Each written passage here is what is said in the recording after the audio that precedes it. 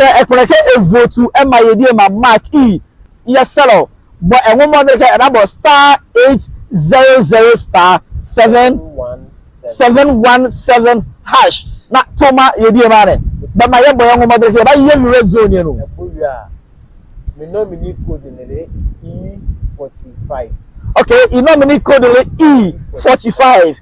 E45. Yeah, one vote be all one city. One vote be all one city. But normally, yeah, me am try to vote here. Be say, "Uju, el kamo di kebo mobile money pin here." Yeah, ma. Okay, say any ama. This is called my approval. Ne, approve. Okay, okay. Say ye na say ama. Oh my approval. All right. But tell them I is easy. Can you be a com? Say Eba Star 800 star 717. Anyway, Eba hash.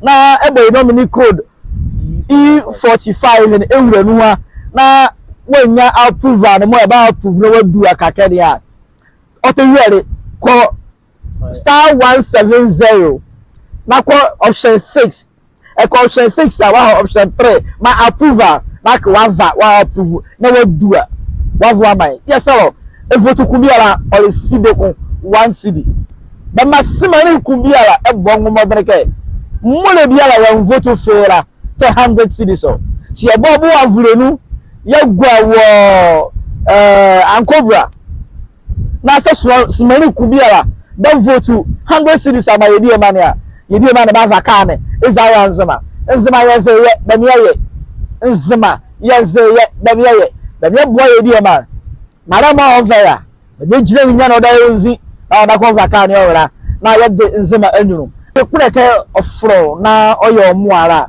wo telephone number boni rawa dugwa mpachele say ekoneke eflemia ana bia isu na peke person ndemu na me vote ni a e ba ba number nkazo 055 39 39 133 055 39 39 133.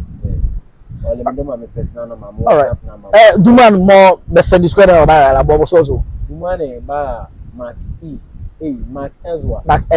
Okay. All right. So but the telephone number yeah if I do a gwala we say send this gwala say bia kuna ka February why you transport you know a February no do man for over to